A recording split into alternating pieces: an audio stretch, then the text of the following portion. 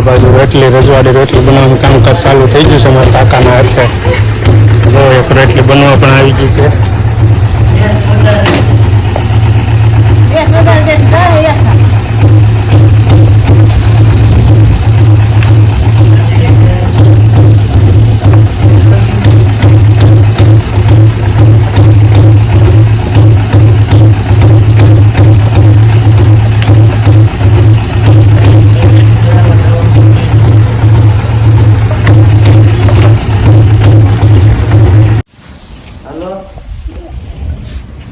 પાછા આવજો.